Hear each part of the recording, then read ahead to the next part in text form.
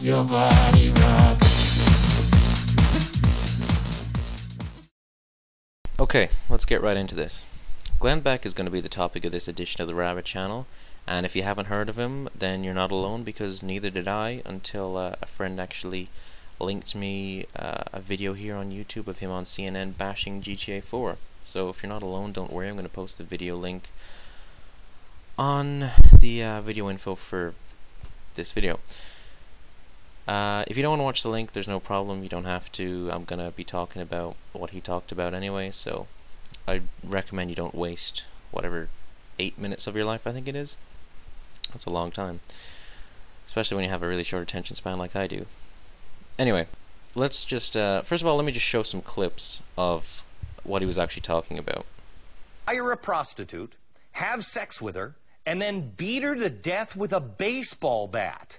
Cut him in half with a chainsaw. Then he kills her in any fashion that he wants. It could include a baseball bat, but sex with a prostitute and beat her to death with a baseball bat. What? And that was about it. No, I'm kidding, of course. He talked about some pretty interesting stuff, which I'll talk about in a moment. And he also had good old Jack Thompson on there. And what video game argument is not complete without Jack Thompson these days? Honestly, I love the way they call him a video game expert, which he clearly is not. Anyway, unsurprisingly, he didn't say anything new or interesting for that fact, but I'll talk about him in a minute. First of all, let's get to Mr. Beck. Now, he chose to class video games, like Jack Thompson does, as things to train kids to become killers, as well as saying it teaches boys to treat girls like whores, but he didn't actually explain why that is. He just kind of threw it out there for no reason. But he actually did give a reason on how the violence, or violent entertainment in general actually, is used as training. He suggested that using small simulations like showing a human silhouette on a target during World War II to improve firing rates of soldiers.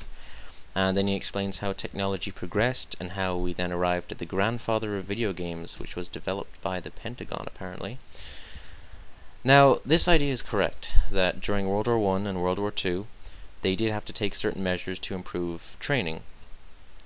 But the flaw in what he said is that he's insinuating that if they only showed a silhouette of a man on a target and it increased soldiers' firing rates from 15% then to nearly 100% now, then through the progression of technology into electronic mediums like video games, his insinuation is that we're giving people military training for only $60, and he actually does say that in the video, which is preposterous, but yeah, we're going to get to that in a moment.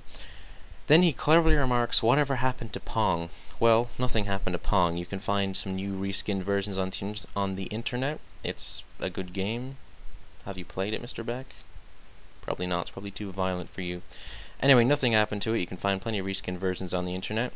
They progressed and they got better, just like all video games, and just like your military training, it progressed. It evolved, if you like to put it like that. I don't know. Can inanimate objects evolve? I don't know, that's a whole different debate. It's not like all of a sudden there was just violent content. I mean, there was censorship on TV in the 50s, which Mr. Beck talked about, but gradually the censorship was reduced. It wasn't eradicated completely, but it was reduced significantly enough. And just like games, the violence didn't just happen, it emerged. It emerged slowly, and as a result, I personally believe that we became conditioned to it.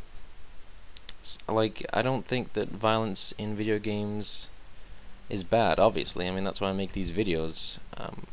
Well, actually, that's not the reason I make these videos. I make these videos because people make huge mistakes when they're talking about video games, and I just think they need to be cleared up, because the people who make these mistakes are generally on the mainstream media, and they influence a lot of people. So, I think you might as well get your facts right.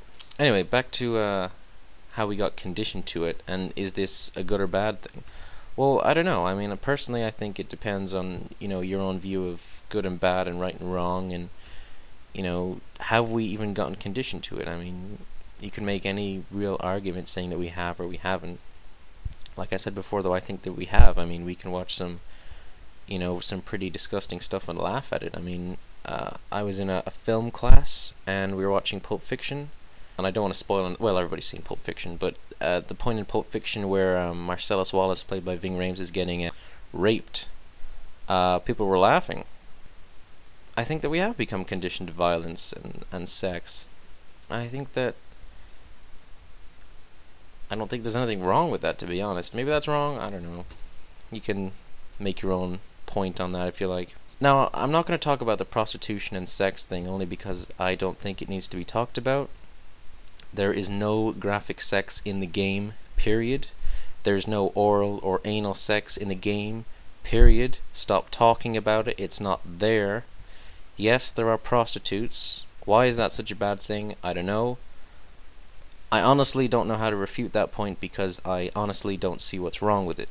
So I know it was a much smaller episode than I usually do, but there wasn't much to talk about, like I said. You know, my friend sent me the video, I laughed, I made this video. That's why, obviously, there's no slideshow. I'm sitting here face to screen, really, face to camera. Technically, you would be face to screen. That's why there's no hard research done. This is mostly my opinion. But there you go. I've been working on some new content recently. I've been very busy, though. I do have a life that revolves outside of YouTube. Some people's lives don't. It's kind of sad. Anyway, this new content, I've actually got a lot of messages, surprisingly, asking, you know, what's this new content? I talked about it in the Jesus Freak video. I think it was the second one. And people sent me a lot of messages. They were like, what's the new content? And these people aren't subscribers or they haven't commented. I just thought that was kind of strange. I'm not going to tell you what the content is. I'm going to leave that as kind of a surprise, but it's going to be very different. It's obviously going to be about games because that's what I'm all about. But yeah, I mean, it's going to take a while though. There's a lot of heavy research involved. But there is going to be something new coming out pretty soon. Anyway, thanks for watching. Stay tuned for more. And oh, if anybody knows, I really don't have time to search through YouTube to find a whole bunch of videos of people bashing video games for no reason. So if you know of any particularly good videos involving whoever, Jack Thompson, Glenn Beck, if you can find anything really substantial, I'd be more than happy to refute it. And yeah, just do that. Send it to me. Send me the link if it's not on YouTube, if it's on wherever. Send me the link. I'll be happy to watch it. And thanks for your support. Thanks for watching, and stay tuned to the Rabbit channel for more information.